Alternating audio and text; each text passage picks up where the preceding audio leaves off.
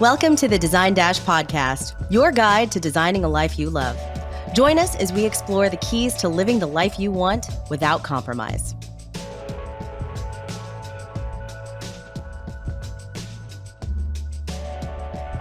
We're going to start today, as we always do, by thanking our wonderful friends at Monogram Appliances. They sponsor the Design Dash podcast, and they are our go-to at our design firm, Laura U Design Collective. We've been working with them for a very long time, and we really love them because they believe in three main pillars that we as creatives can easily get behind: materials, performance, and ownership. And each one of these upholds their commitment to high quality innovation. And they're just a wonderful team to work with. We actually spoke with them this week, and they're just absolutely fantastic. So we believe that relationships and community are everything. We know that Monogram feels the exact same way. And we thank them for sponsoring the Design Dash podcast. And today we have a fabulous guest, Elaine Turner, a multifaceted fashion designer, life coach, and entrepreneur, like all the things, from Houston, Texas. She's made significant strides in the fashion industry with her handbag, shoe, apparel collections, which I am probably embarrassed to say how much of it I actually have in my closet, alongside running multiple retail outlets. Beyond her professional achievements, Elaine is deeply committed to her family and community, actively supporting causes related to women's empowerment, mental health, and more, which of course we at Design Dash get on board with. After closing her original brand due to retail shifts, which we're going to talk a little bit about, she redirected her focus towards empowering women, launching an e-course, which I actually took, called Know Your Worth, and it helps women reclaim their self-worth. And in 2023, Elaine made a comeback in the fashion world with Edit by Elaine Turner. It's a line of luxury handbags, accessories, embodying timeless elegance and classic design. So today we're going to talk about her creative journey, resilience, and her continuous commitment to personal and community growth. So welcome, Elaine. We're so happy to have you here on Design Dash. Thank you for having me. I love being here. Yeah. So just to dive in, this is something that we start with. So Design Dash is all about designing a life you love. And so being thoughtful, intentional about decision-making and goal setting and how you approach your goals to actually hit them. So do you feel like, and this may be something that's changed over time, I don't know, but do you feel like you've intentionally designed a life you love?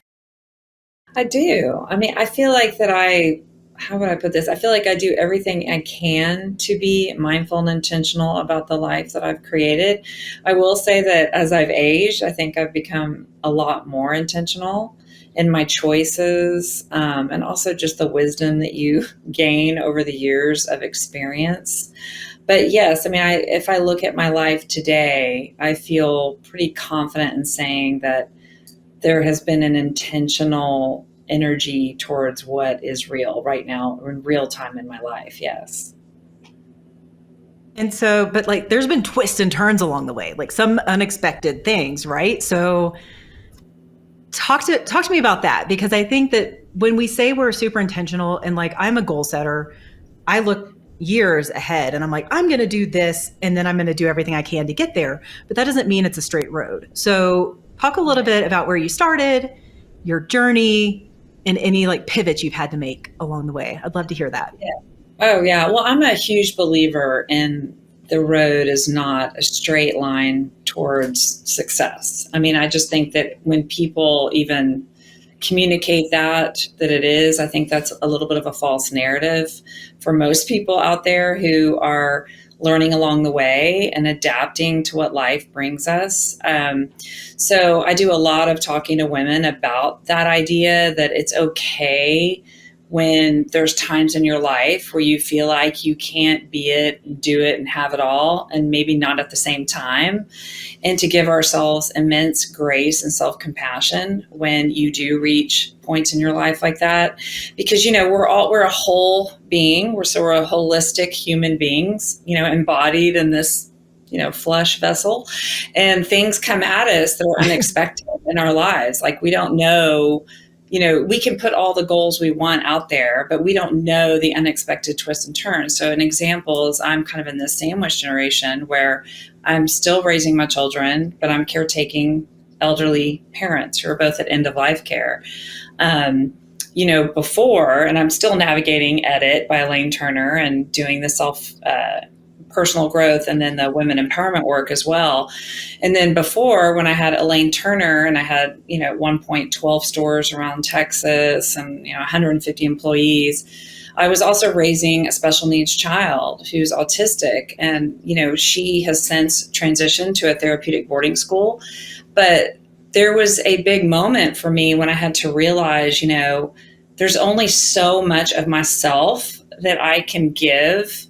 And it's okay if I have to take a pivot and prioritize a certain part of my life. And so I do think things are seasonal. Like I went through a real pivot and personal shift where I ended up closing Elaine Turner and then refocusing on Marley's care. We had reached this really critical point in her care where she was suffering with some mental health issues and becoming very aware of her differences.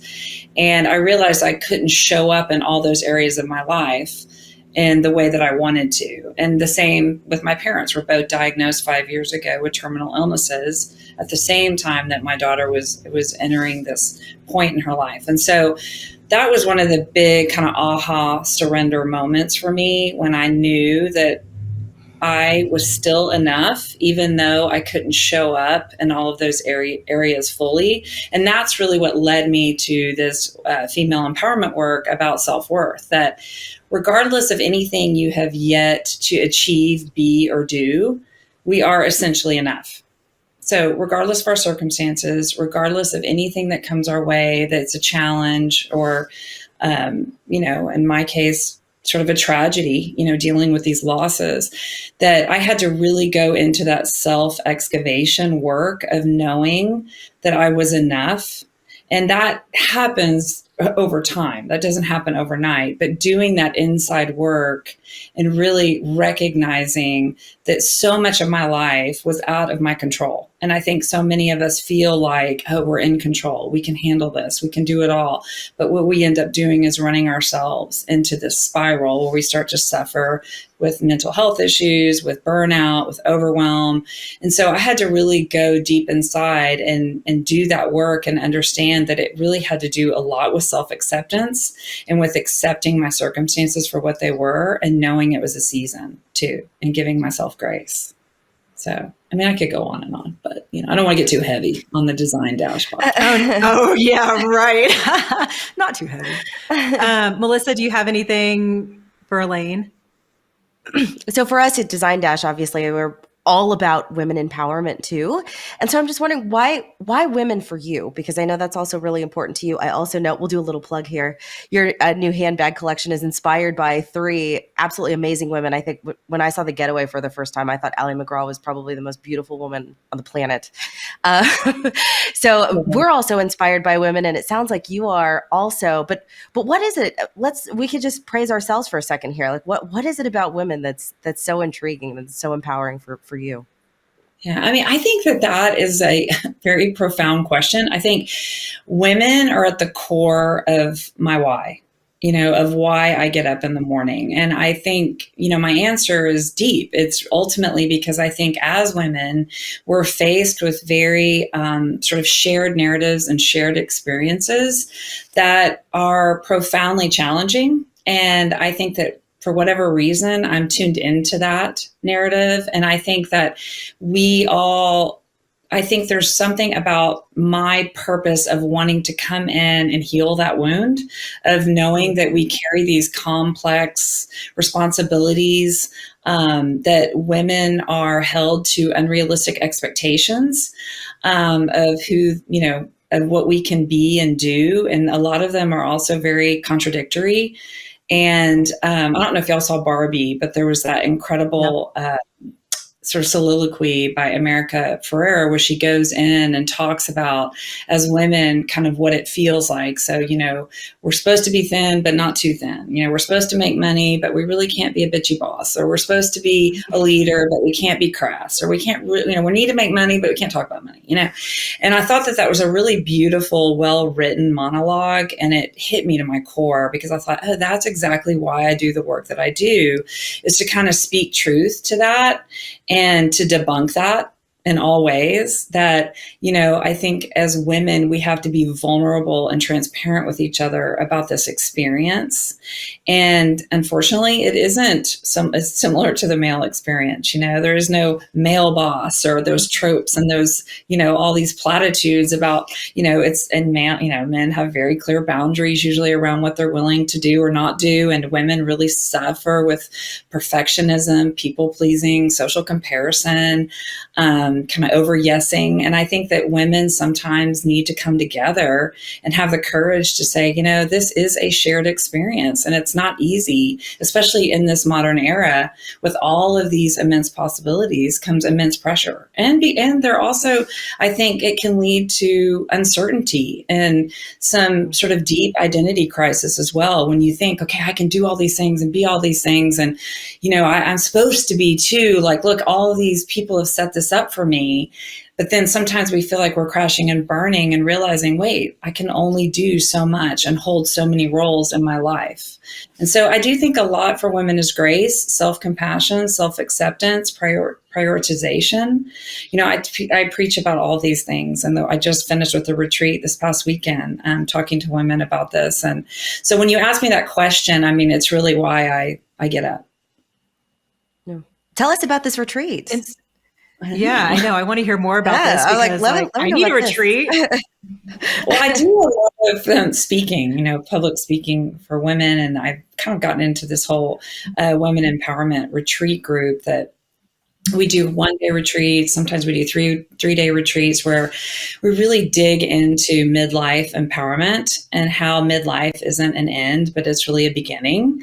But with it comes a lot of complexity, and a lot of us are sandwiched, in midlife, and we're going through hormonal changes. We're entering menopause. We're dealing with elderly parents, but we still have got kids that we're kind of hovering, that we're trying to get them launched, and marriages or not marriages, whatever. But a lot of us also, I think, end up adapting our careers in mid-age, kind of figuring out what is it that's really going to work for us, from a balance perspective. And so we really kind of hit all those issues. So I speak on self-worth and challenge and kind of overcoming challenge. We have 2 doctors that we work with that talk about the hormonal shifts that occur and all the things that they sort of recommend to do in midlife.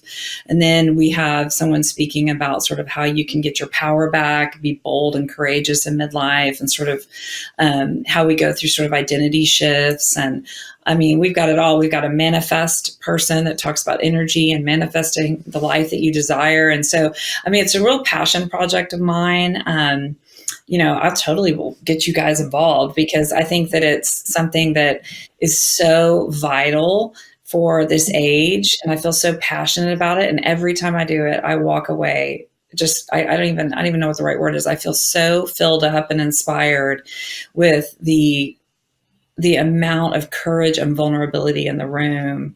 And I kind of come out on a high thinking, if we can all engage in this type of work together and sort of have the courage to share our wounds, share our experiences, also share our inspiration and our wisdom with each other, we'll just be better for it. So thank you for asking me about it though. I do fashion. I think that sounds amazing. Fashion. I know. Yeah. So we can talk about I'd love to circle back to the self-worth, your work that you've done there, and really just ask generally, like, how do you work on yourself? How do you work on really recognizing your self-worth and embracing it? Because so many of us, especially creatives, have imposter syndrome. And so how do you go about that? What does that work look like? A lot of the self-worth journey for me, started with deep self-awareness around some of the self-limiting beliefs that I had attached myself to. And usually when that awareness hits you, it's due to some huge life change, right? And so for me, that happened about 5.5, 6 years ago when I went through this sort of, I don't even know what the right word is, like a vortex of change. But my parents were both becoming very sick. My daughter was at this critical kind of crisis in her journey. And then Elaine Turner had shifted so dramatically from a brick and mortar really base platform where I had put all my resources into the brick and mortar platform. And then the digital age was very real. So the customer was really not wanting to engage in the stores as much as they really wanted more online service, right? I do think that, I mean, we could get into business in a minute. I do think that has since balanced out a little bit. I think at the time, though, it become very skewed towards a digital experience, a consumer digital experience. So I was faced with an immense amount of change at one time. And that's what really was the impetus for my self-worth work and what led me to launch that e-course and during COVID, actually. But it was a lot about awareness around that I had attached myself to this idea that I was never really enough. And I think that awareness, as hard as it was for me to kind of absorb that and accept it, it led me down this journey of figuring out, well, why do I not feel enough? And what is it that I can do? What actions, behaviors sort of embody? How can I feel enough? Feel whole in my body? And so that led me down all of this work that I do now, that I talk to women about, is really engaging in deep self-acceptance practices, which is really hard to do because not all of us want to look at our flaws. Sounds terrifying. Yes, that sounds scary. Or accountability. I know, who wants to do that? But we can still lean into that, Laura, into our flaws, and still from the inside out accept ourselves and love ourselves in the process, right?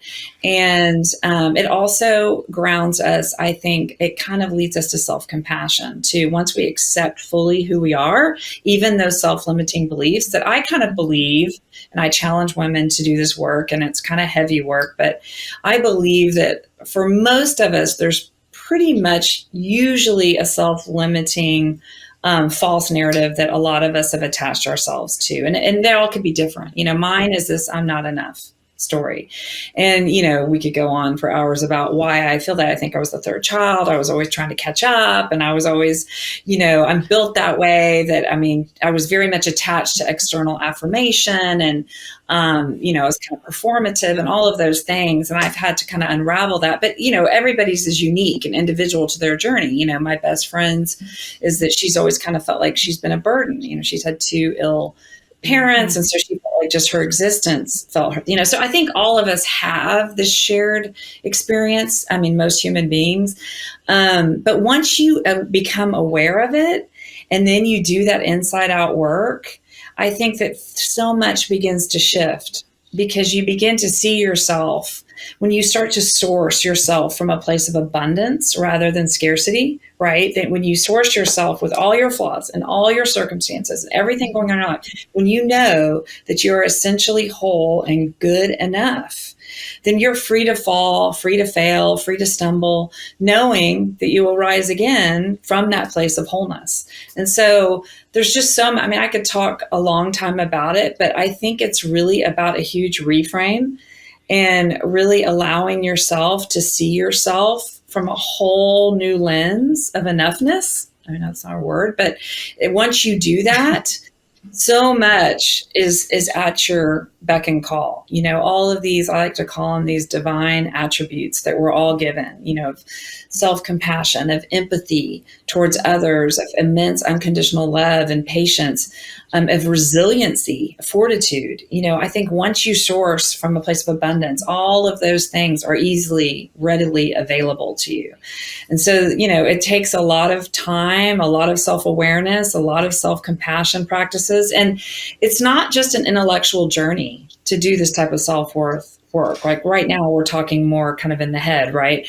And we're providing insight for one another, but it's really an embodied journey. So it's really how you build it into your daily life of how you do that work. So, you know, everybody's different, but I do a huge program every morning and every evening.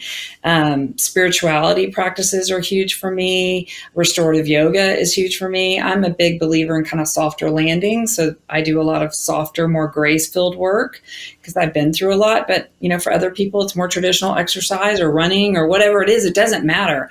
But it's an embodied practice to know your worth. It's not just intellectual. So there's daily practices that we all can do.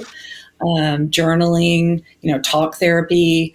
There's energy work out there. I'm a huge Reiki believer. I mean, it depends on who you are, but all of those things lead you to that place of abundance.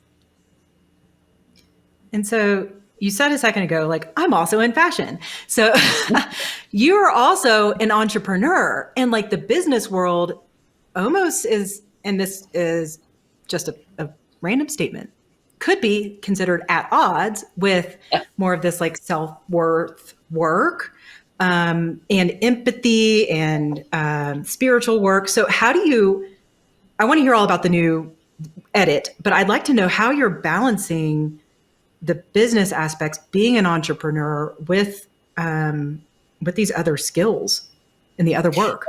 It's a beautiful question. And I think it's funny, you've touched on something.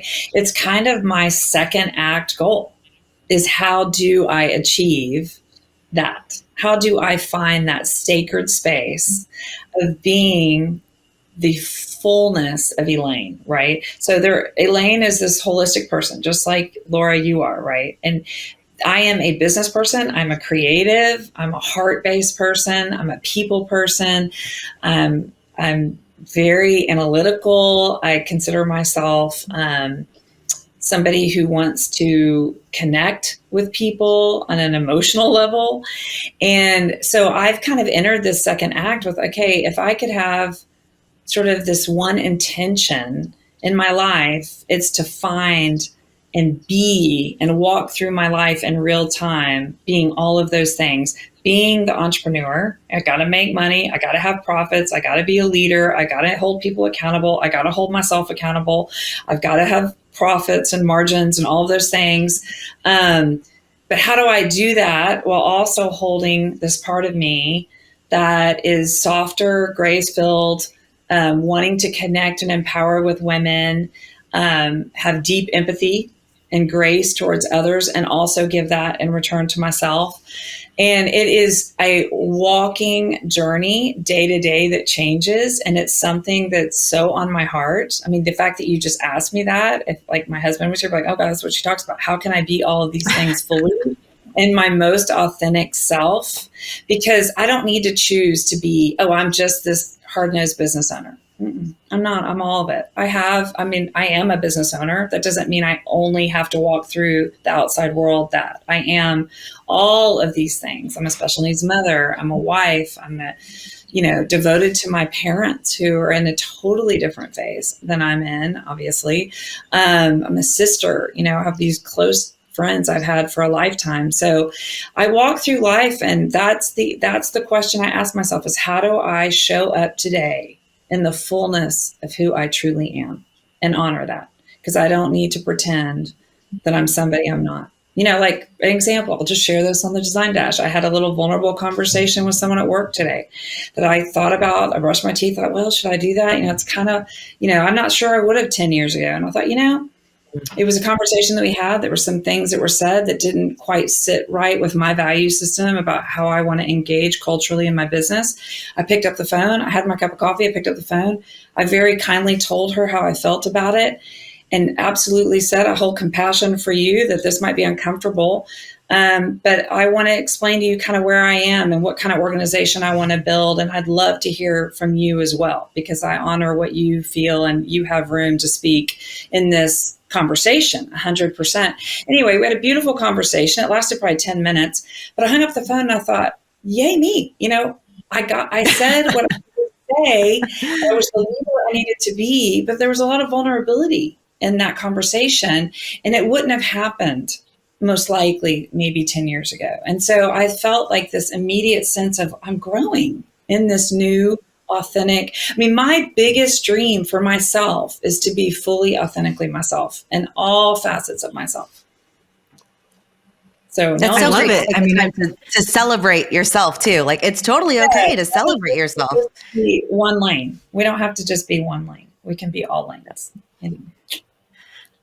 I like that. I like getting that permission. I think, as business owners, we struggle with that because you said you need to be this hard-nosed business person. And I think Melissa and I fall into that with Laura Yu, because we're running an organization with employees. We have all of these responsibilities, and she's much more empathetic, I think.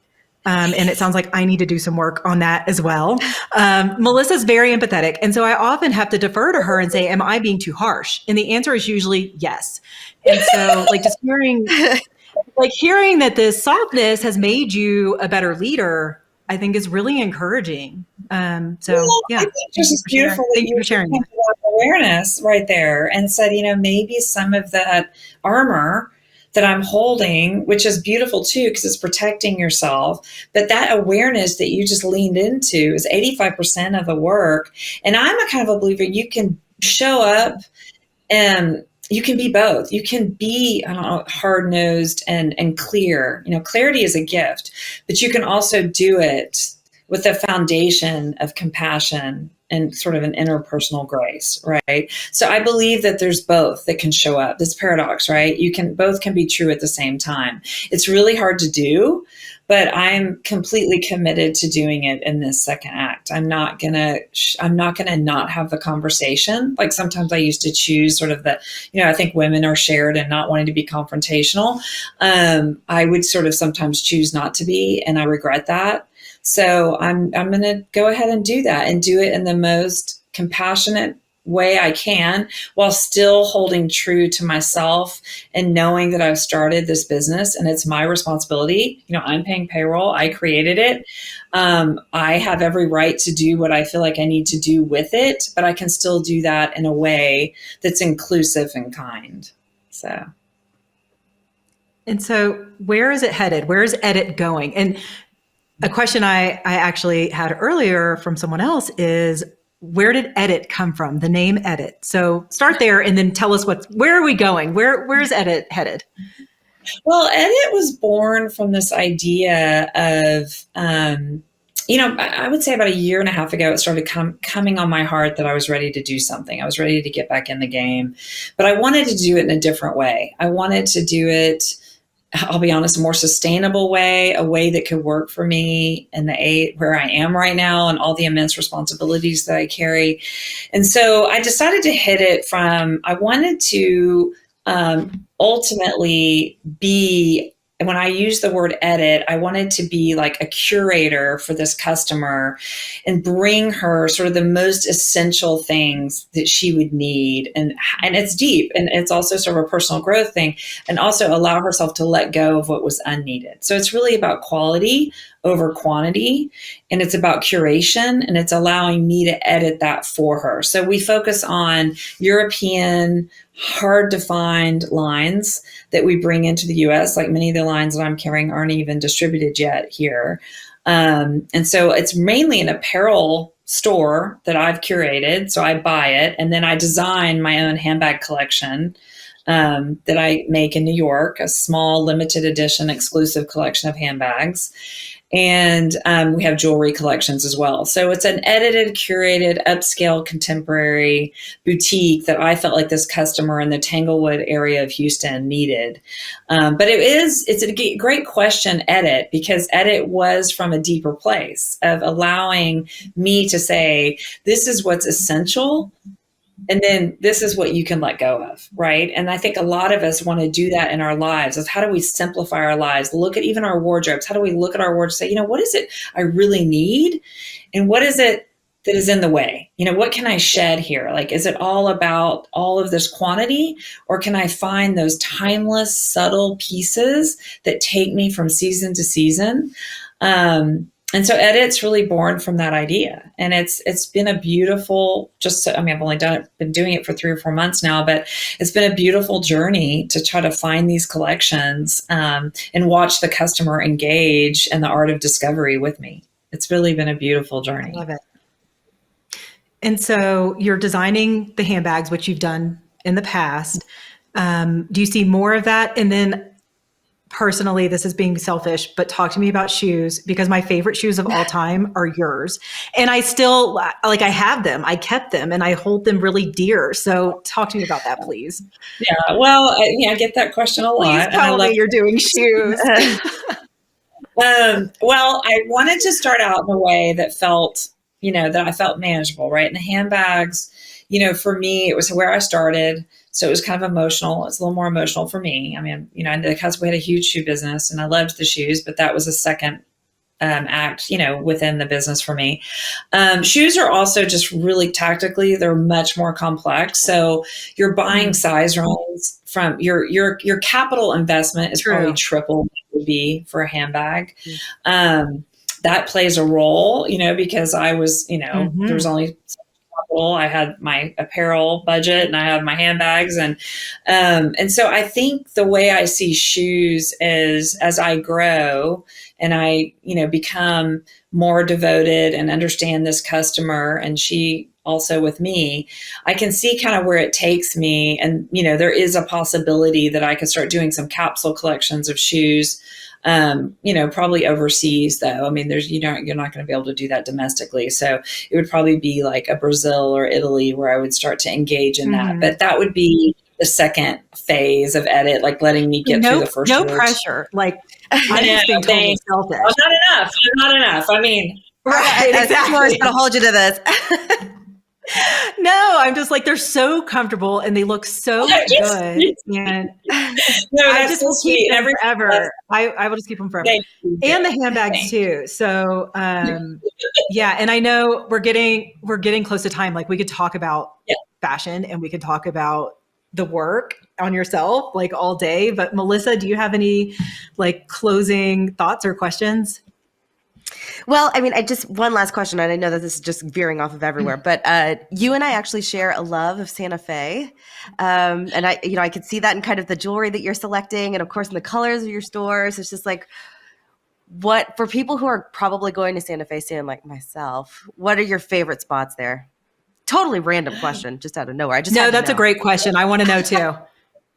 Well, Santa Fe has become this healing place for me because my husband and I ended up leasing a home there for several months, during some of these things that we were dealing with. And it really grounded us in the present moment and just the aura of Santa Fe. It's such a grounded, it's the most beautiful energy place I think I've ever been to.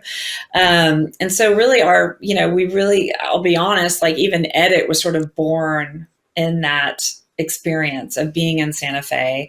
And I, as I spent more time there, I got to know some artisans and brought some of their work to Edit. And so we carry a beautiful jewelry designer named Cynthia Jones, who's a Santa Fe artisan. She deals in gold and silver vermeil, hammered, organic, beautiful jewelry. She has her own little studio there that I don't know the exact address, but I'm happy to share it. So I would say Cynthia Jones's jewelry in her studio, and she does sell retail out of her studio. We also carry Etke bracelets, which is an incredible beautiful co-op business idea where they are basically on the Navajo reservation and it's like sustainable wages for those artisans. And it's all hand beaded glass bracelets that the women on the reservation make. And it's really interesting. I think Ralph Lauren actually got involved in their project and they've, grown I think immensely because of that. But their artisanship, like the detail is just unbelievable. And it has such a feel good women empowerment story to it. That would be somewhere. And they are carried at a jewelry store called Grace that's right on the square. So Etke is carried at Grace. Gosh, I don't know if y'all know the line Los Poblanos, which is a beautiful kind of bed and breakfast resort. It's actually in Albuquerque, but they have a store in Santa Fe, and they carry the most amazing apothecary. It's literally a lavender farm in New Mexico, and so you can go to Los, get all the lotions, the soaps, and they have a brand new store in Santa Fe right off the square that I would highly recommend going to Los Poblanos. I mean, I could keep going. I'm trying to think if there's any home stores. I'm looking at you designers, but I mean, there's just so much to discover in Santa Fe, and the history and the depth there and the groundedness of nature is just such a gift. So I'm so glad you asked me about Santa Fe because it's a huge part of my So you found your place. I love it. Well, my store design was inspired by Santa Fe. So I did Adobe lime wash walls in my store. I don't know if you've seen pictures of my store, but the store is really inspired by the sunsets in Santa Fe too. Love it. So just so everyone listening or watching knows where to find you, website, socials, handles, where should we be looking for you? So Edit by Elaine Turner, everywhere. So Edit by Elaine, might still have, you can go elaineturner.com or Edit by Elaine Turner. Instagram's Edit by Elaine Turner. We've really built out, I'm hoping, a beautiful shoppable website for the people who aren't in Houston to shop, like me, they can't shop. I'll be shopping website. Yeah, so please let me know what you need, Laura. It's a great experience because it's an easy digital experience. But then if you're ever in Houston, just come see me and we'd love to service you. Awesome. Well, thank you so much for joining us today. I think this has been like an unexpected conversation, maybe a little bit, but I feel really inspired. Not unexpected, but I hear you. Now I'm like, I feel the same way. Let's go do some work. I gotta go read. I gotta let y'all go. Yeah. Thank you so much for joining us. I appreciate it. And thanks everyone for joining us and listening and watching. Thanks, Elaine. Thank you. Thank you for listening. Make sure to check out our next podcast coming live next week on Spotify, Apple Podcasts, or wherever you get your podcasts. In the meantime, you can find us and more wonderful stories like these on designdash.com. And make sure to follow us at Design Dasher on Instagram and TikTok. Till next time.